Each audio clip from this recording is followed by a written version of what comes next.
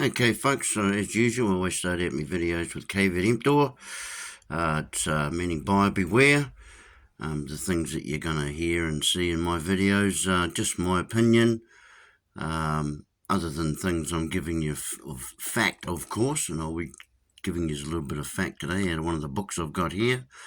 So yeah, most of this other stuff is my opinion, and just needs to be treated as entertainment pretty much. So I've got a book here.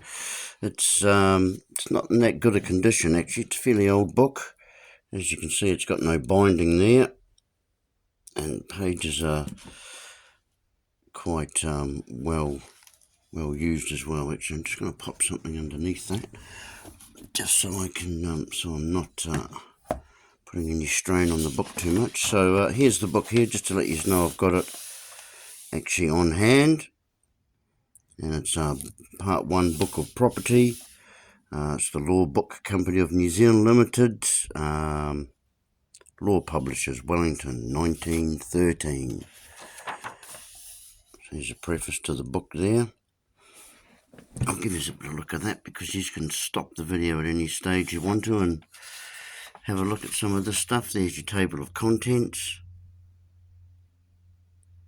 Some very interesting stuff in this book. So it's from 1913, so the earlier you can get books, the more close to the goodies, if you like, come into play. So you guys, as I say, can stop the video at any stage there. This book has been well worked through. Whoever owned it previous to me has done a lot of taken a lot of notes there, as you can see. Some interesting stuff. Tenancy in common. It's all about land and property, this particular book. So fascinating. So I might just pop yours on the stand here, and we might just go through a couple of things here as we go along. I've actually taken some photos, so you'll be able to see, hopefully be able to see what's, we need that right about there. I'm just trying to readjust yours. You can see I'm really well organised here. So there we go, that you should be able to see my screen there, okay. So I'm just going to flick through these, just do a bit of narration as we go along. So as I say, caveat emptor, buyer beware. So there's the front page of the book there. Just there a wee bit. As I was saying, part 1 on property. In the back of the book there was a few maxims, some interesting ones there. You've got this one here, aqua sedet solo. I probably butchered that in the Latin, but water goes with the soil. A lake or pond is simply land covered with water, and the ownership is in the land. Goes on to say here, the next one, aqua curat et debet cureri. As I say, probably butchered that again, but that's all right. Water flows and should be allowed to flow. Well, they've kind of broken that rule, haven't they? That maxim of law. Remember, maxims are uncontestable truths in law. There is no right of property in running water. There is only a right of user. So there it is there. Interesting one down here. Delegatus non potest delegare. An agent cannot delegate his authority. We like this one here too. I'm not going to actually go into trying to butcher that one, but every man's house is his castle. Actually, I haven't looked that up there. See, under distress. Might be quite interesting to look at. What else we got there? He who seeks equity must do equity. And what's the other one down the bottom there? No, I haven't got it. But there we go. There's a couple of good ones there. And equity or maxims, as I say, are uncontestable truths in law. So I'll move on to the second page here and have a bit of a look at these. So what have we got there? that top one there. Once, it's number 25. Up there, you can't quite see that. Number 25. Once a mortgage, always a mortgage. And we know what mortgage means, don't we, folks? Mort, meaning dead body. Mortality, the mortality rate. The morgue. So morgue meaning dead body, and gage is pledge. So dead body is death, of course, and that there equates to a pledge of death.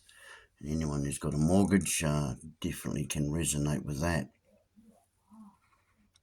What else we got here? Unclaimed property belongs to the king. That was an interesting one. The law of Escheat, or Escheat, however that's pronounced, furnishes illustrations. Also waifs, strays, wreck, treasure trove, bona vacantia, generally. Not sure what that is. We'll check out that Latin at some stage. Goods are at the risk of the person who has the ownership.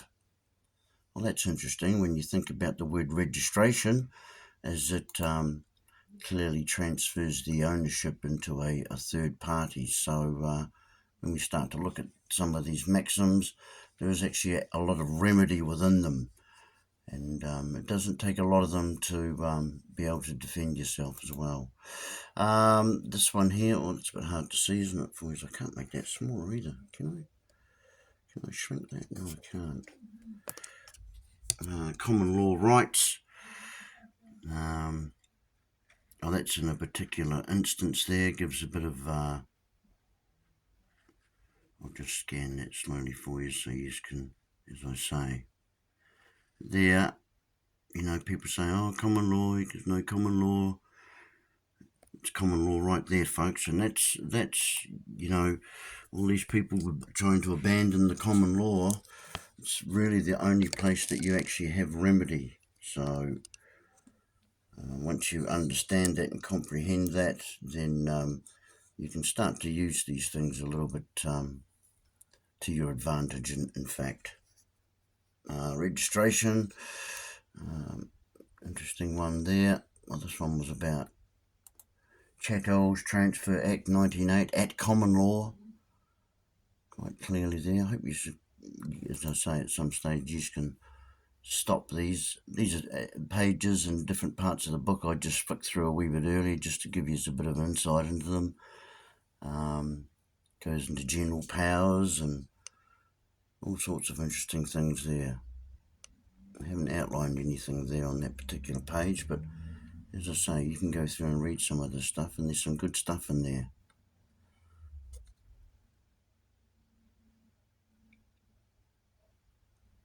Again, referencing the common law. I'll pull that back a bit so you can see it, get a whole view.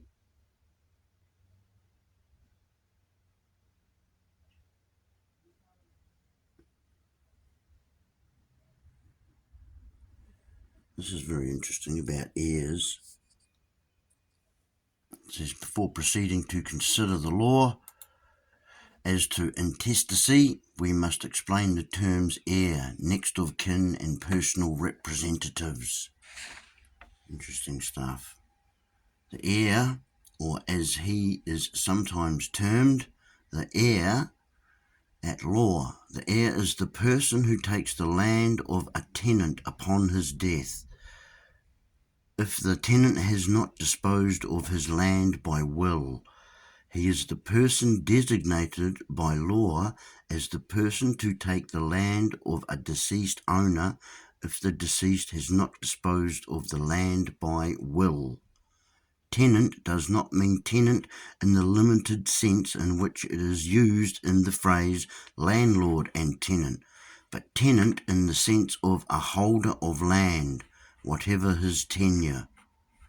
So that's quite interesting, because I think the Magna Carta talks about the tenants of the land, and they are in fact the landowners. A couple of the maxims there. Again, there's some interesting reading there that you can look into.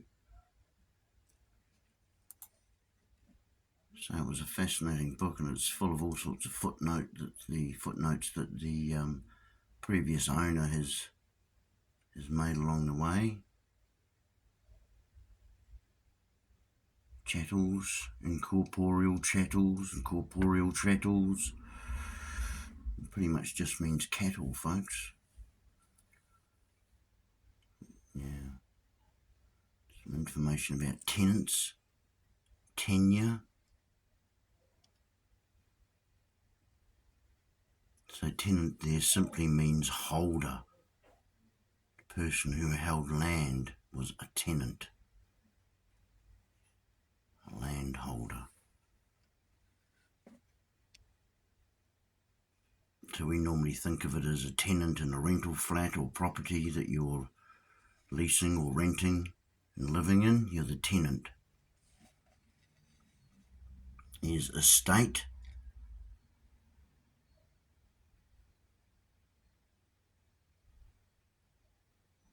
You'll want to check what actual state we are in, because that's our real estate, isn't it? So again, there's some interesting little bits and pieces in there. Custom. I thought this is quite interesting.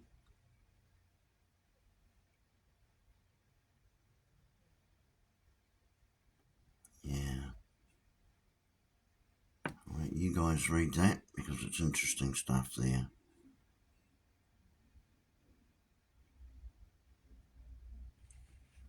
No, there was the second page of it there. Actually, there was another part to it. It's interesting. They call it it's having existed from time immemorial, meaning for as long as they've known.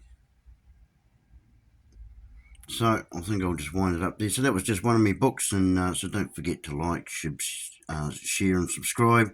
Haven't done a vid for a while, been really busy, so hopefully we'll get a few more up and way for you. So I hope you enjoyed that, and we'll catch you on the next one.